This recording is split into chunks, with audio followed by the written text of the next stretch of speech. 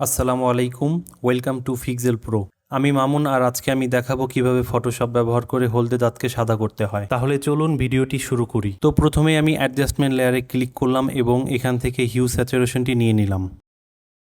এরপর হ্যান্ড টুলের সাহায্যে আমি দাঁতের হলুদ কালারটি নিয়ে নিলাম। তাহলে এখানে হ্যান্ড টুলস এর সাহায্যে নেওয়া ইয়েলো কালারটির কালার রেঞ্জ দেখতে পাচ্ছি এবং উপরে ইয়েলো অপশনটি দেখতে পাচ্ছি। তাহলে ছবিটির কোন কোন জায়গায় ইয়েলো কালারটি ইফেক্টেড করেছে সেটা দেখার জন্য আমি হিউটাকে সম্পূর্ণ ডান দিকে টেনে নিলাম এবং স্যাচুরেশনটাকেও সম্পূর্ণ ডান দিকে টেনে নিলাম। এবারে দেখতে পাচ্ছি ছবিটির কোন কোন অংশ ইফেক্টেড। এখন আমি কালার রেঞ্জ নিয়ে কিছু গুরুত্বপূর্ণ কথা বলবো, যে কথাগুলো মনোযোগ দিয়ে শুনলে এই টিউটোরিয়ালটি আপনার কাছে অনেক সহজ মনে হবে। তাহলে এখানে দুটি কালার লাইন দেখতে পাচ্ছি, উপরেরটা হচ্ছে আমাদের টার্গেটেড কালার আর নিচেরটা হচ্ছে আউটপুট কালার।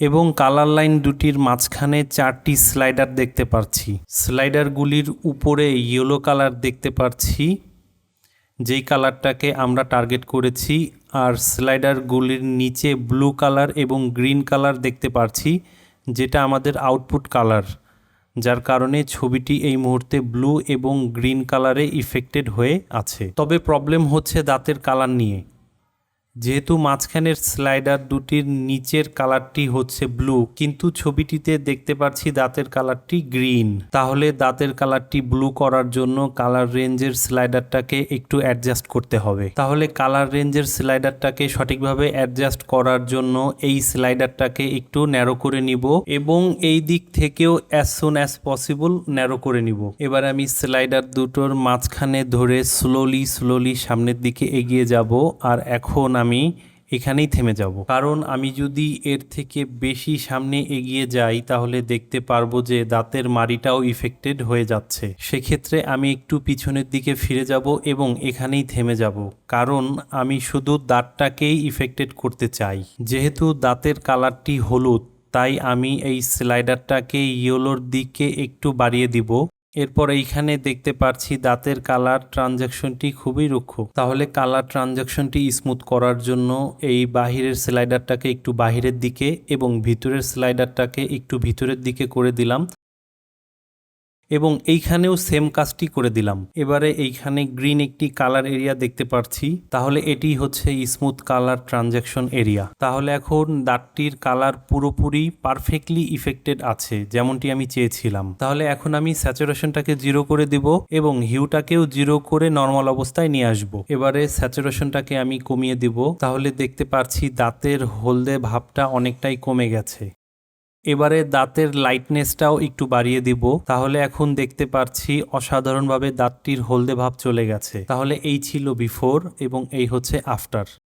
তবে এখনও একটি প্রবলেম দেখতে পাচ্ছি, প্রবলেমটি হচ্ছে দাঁতের সাথে সাথে স্কিনটাও ইফেক্টেড হয়ে গেছে। শুরুতে ছবিটির কালার খুবই ন্যাচারাল ছিল, কিন্তু এখন হিউ স্যাচুরেশনটি অ্যাপ্লাই করার কারণে ছবিটি দেখতে অনেকটাই ফ্যাকাশে দেখাচ্ছে। তাহলে এখানে চিন্তার কোনো বিষয় নেই, এটাও ঠিক করা যাবে। তাহলে এইটা ঠিক করার জন্য আমি এই লেয়ার মাস্কটাকে Ctrl+I প্রেস করে ইনভার্ট লেয়ার করে নিলাম। তারপর টুলস থেকে ব্রাশ টুলটি সিলেক্ট করে নিলাম। যেহেতু ব্রাশের সাইজটি খুব বড়, সেহেতু ব্রাশের সাইজটি ছোট করার জন্য এই মুহূর্তে স্ক্রিনে যেই ব্র্যাকেটটি দেখতে পাচ্ছেন, কিবোর্ড থেকে সেই ব্র্যাকেটটি প্রেস করলে ব্রাশের সাইজটি ছোট হচ্ছে।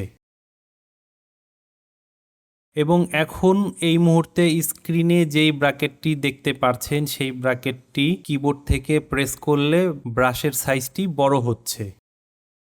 এছাড়াও ব্রাশের সাইজটি ছোট বড় করার আরও একটি অসাধারণ পদ্ধতি আছে, যেই পদ্ধতিটি আমার কাজের গতিকে দ্বিগুণ বাড়িয়ে দেয়। তাহলে সেই পদ্ধতিটি হচ্ছে কিবোর্ড থেকে অল্ট কি এবং মাউসের রাইট বাটন ক্লিক করে ধরে আমি যদি বাম দিকে ড্র্যাগ করি তাহলে ব্রাশের সাইজটি ছোট হচ্ছে, এবং আমি যদি ডান দিকে ড্র্যাগ করি তাহলে ব্রাশের সাইজটি বড় হচ্ছে। এছাড়াও আমি যদি নিচের দিকে ড্র্যাগ করি তাহলে ব্রাশটি হার্ড হচ্ছে, এবং আমি যদি উপরের দিকে ড্র্যাগ করি তাহলে ব্রাশটি সফট হচ্ছে, যেমনটি দেখতে পাচ্ছেন। তাহলে এই কাজটি করার জন্য আমি ব্রাশের সাইজটাকে আমার প্রয়োজন মতো ছোট করে নিয়ে আমি দাঁতের উপরে পেইন্ট করা শুরু করব। তো এখানে খুব একটা সতর্কতার সাথে পেইন্ট করার প্রয়োজন নেই, জাস্ট রাফলি পেইন্ট করলেই হবে। তাহলে এখন দেখতে পাচ্ছি ছবিটির অন্য কোথাও কোনো প্রবলেম ছাড়াই হলদে দাঁতটি সাদা হয়ে গেছে। তবে এখনো আমার কাছে দাঁতটি দেখতে ন্যাচারাল মনে হচ্ছে না। দাঁতটি দেখতে ন্যাচারাল করার জন্য আমি লেয়ার প্যানেল থেকে অপাসিটি কিছুটা কমিয়ে দিব। তো মোটামুটি 70 থাকলেই আমার কাছে দাঁতটি পারফেক্ট মনে হচ্ছে।